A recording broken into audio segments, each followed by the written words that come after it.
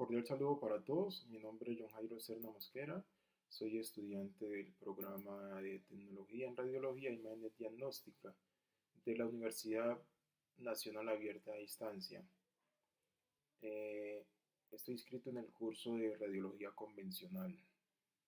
A continuación voy a hacer una breve descripción de lo que es el cráneo y la cavidad orbitaria.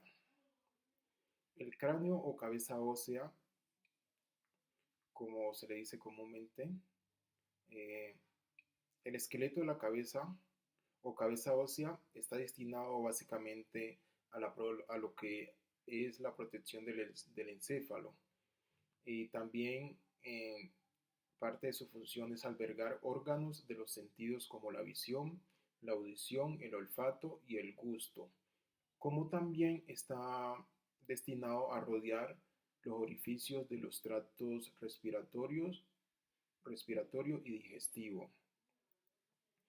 En esta cabeza ósea o cráneo podemos distinguir un cráneo o neurocráneo destinado a envolver al encéfalo y una cara o bicecráneo.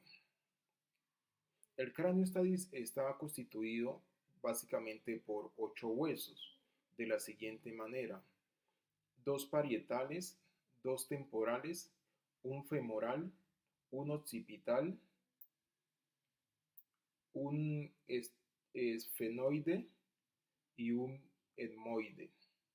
Estos huesos, al articularse entre sí, conforman en conjunto una estructura craneal de forma ovoidal, lo que determina un polo anterior frontal más estrecho y un polo posterior occipital más ancho. La parte superior del cráneo, que se relaciona con el cuello cabelludo, se denomina calvaria. El segmento inferior, llamado base craneal, se encuentra articulado con los huesos de la cara en la parte anterior y la columna vertebral en su parte posterior. El límite entre estas dos porciones está dado por una línea arbitraria que se extiende desde la glabela, protuberancia frontal mediana, hasta la protuberancia occipital externa. Por otro lado, el cráneo para su examen presenta una superficie externa o esocranial y una interna o endocranial. La superficie endocranial calvaria está constituida por la parte superior frontal, los parietales, la parte superior de la escama de los temporales y la escama del occipital hasta la protuberancia occipital externa, recorriendo su superficie en sentido anteroposterior. Observamos una línea mediana, la cresta frontal y el surco para el seno longitudinal superior. Por lateral y en relación a este surco se encuentran las fositas glandulares, donde se alojan las granulaciones aracnoideas. Cerca del ángulo posterior del parietal se ubican los agujeros parietales. Por lateral a estas estructuras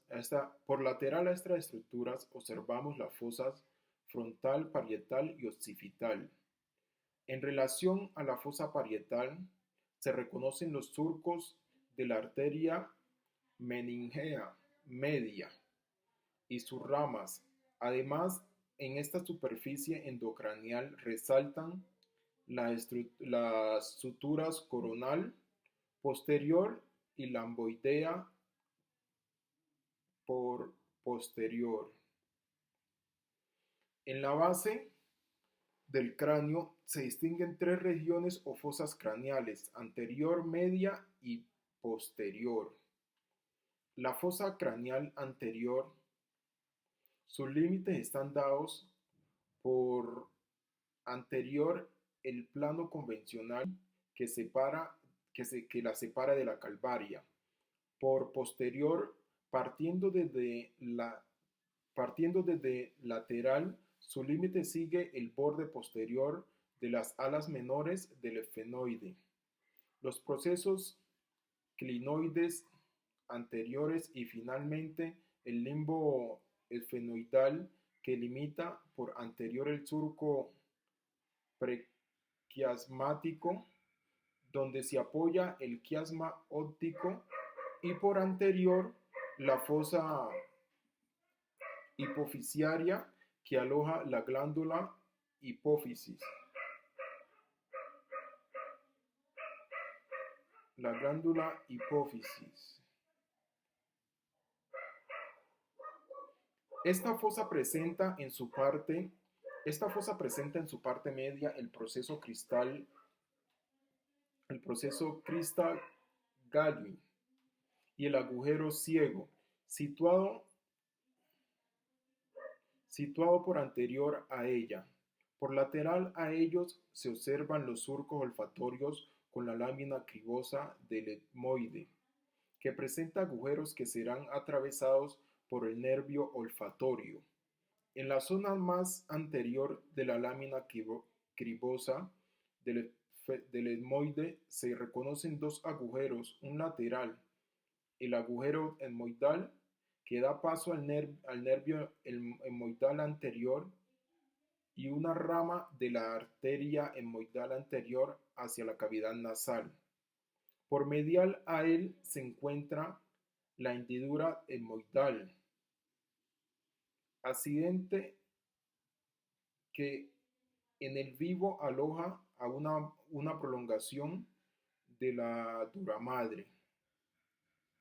Por posterior a la lámina cribosa se encuentran, de anterior a posterior, una superficie lisa que une ambas alas menores del efenoide.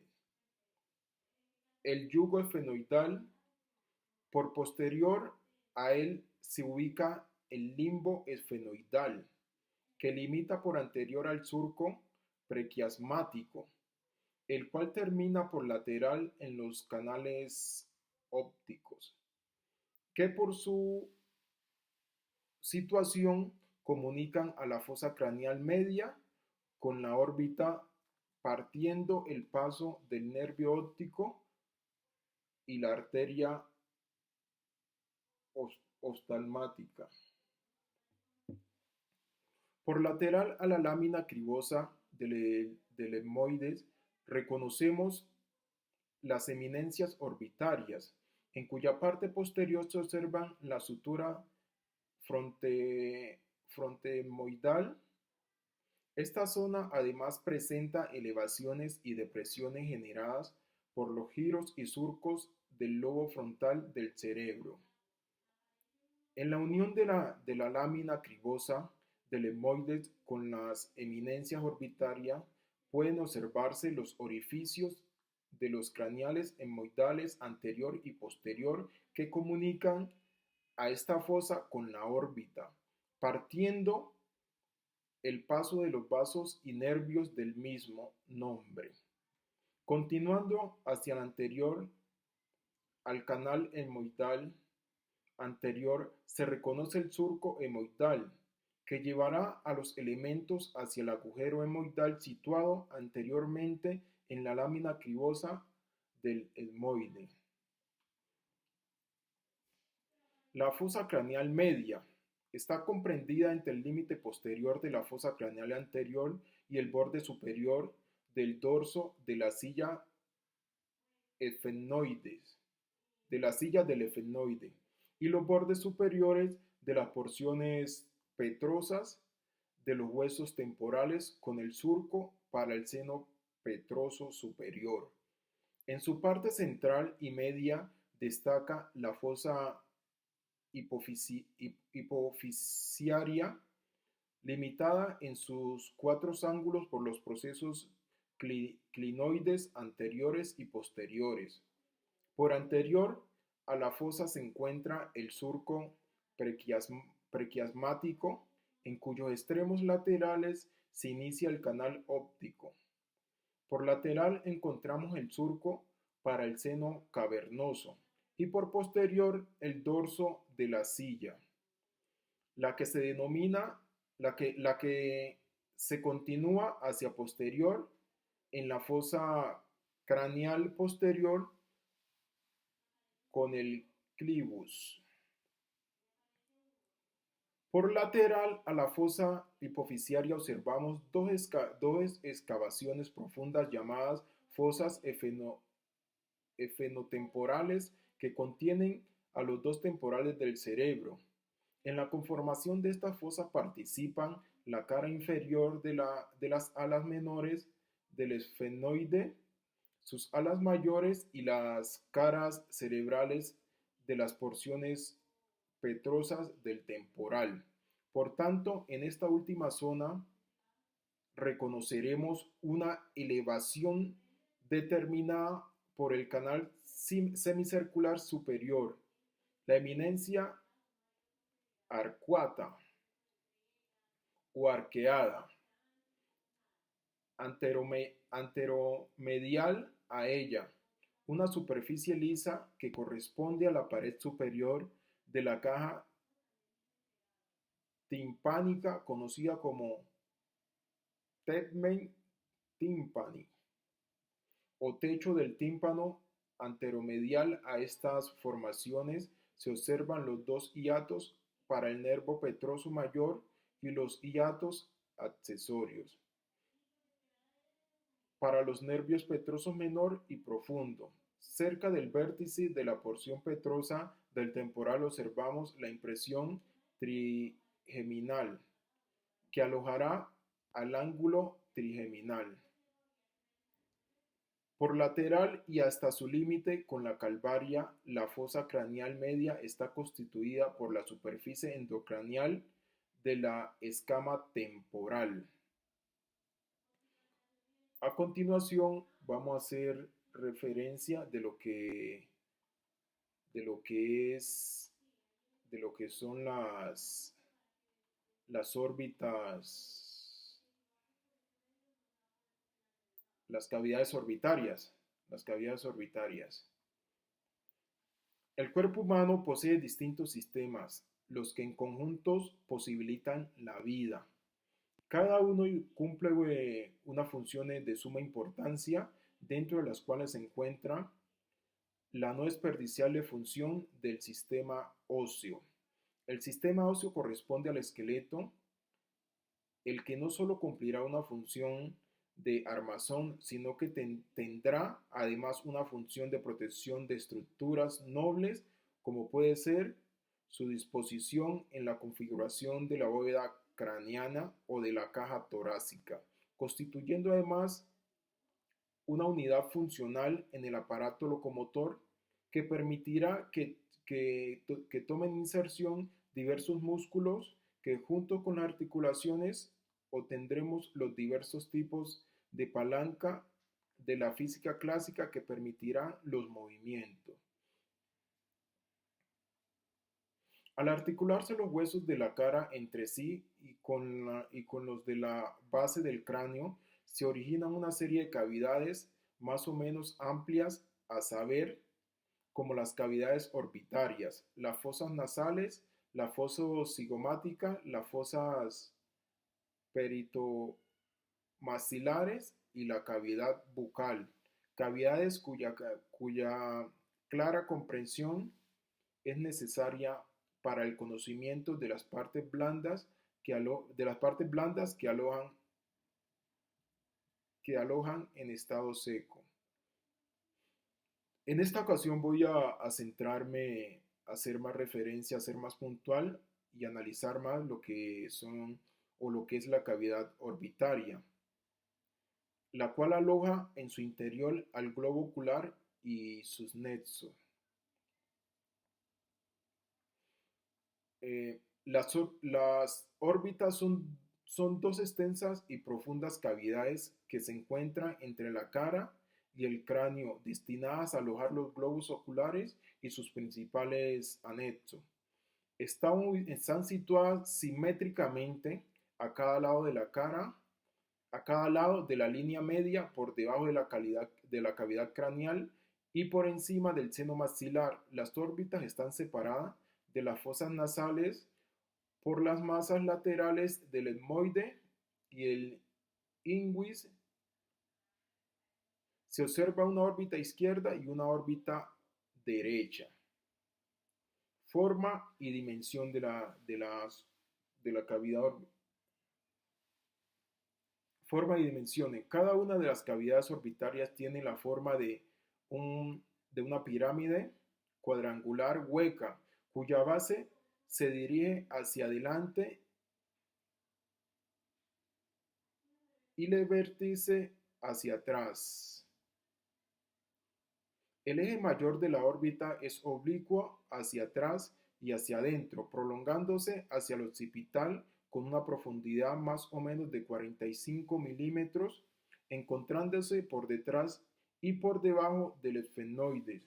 El ancho de la base de este término es de término medio de unos 40 milímetros y su altura aproximadamente es de 35 milímetros. La medida que separa a ambas órbitas al nivel de la base es por término medio de 25 milímetros. Para el estudio más detallado de la cavidad orbitaria, hemos de considerar la base, que corresponde en su parte superior, el vértice, el cual está situado en la parte posterior, las cuatro paredes, los cuatro bordes o ángulos. Bueno, aquí vamos a enfocarnos más un poquito en lo que es el cráneo y su hueso, ¿no? Cómo está compuesto el cráneo. Los huesos del cráneo son 8, los cuales están constituidos, conformados de la siguiente forma.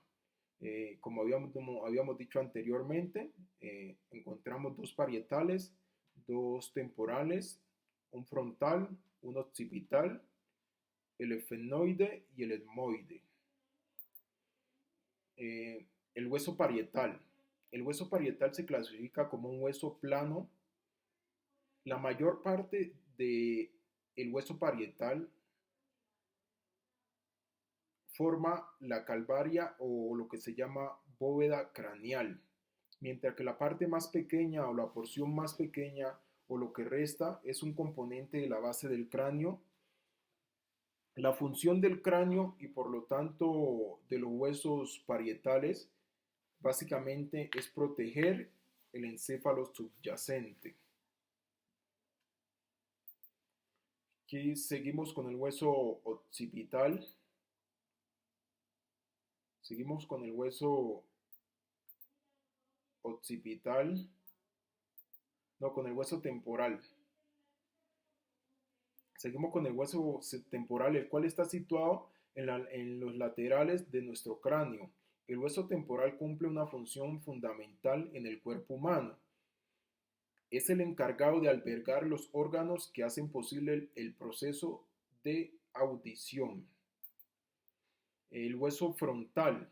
El hueso frontal del cráneo forma la suave curvatura de la frente y protege importantes estructuras como el lóbulo frontal del cerebro y la lámina horizontal del hueso etmoide, conocida como lámina cribosa, que da paso a través de su superficie perforada a los haces del nervio olfatorio, haciendo posible el sentido del olfato. El hueso occipital. El hueso occipital es un hueso no pariado que cubre la parte posterior de la cabeza, forma gran parte de la porción basilar del neurocráneo y se encarga de albergar por completo al cerebelo. El occipital es el único hueso del cráneo que se articula con la columna cervical, así como con muchos otros huesos del cráneo. El hueso fenoides es un hueso con forma de mariposa situado en la base del cráneo, detrás de la nariz. El efenoide ayuda a formar la cavidad del ojo. Este hueso contiene dos senos paranasales grandes que son espacios huecos recubiertos por células, las cuales producen una especie de moco que ayudan a impedir que el interior de la nariz se seque. El hueso etmoide es un hueso de superficie muy anfractuosa y con numerosas cavidades o celdillas etimoidales.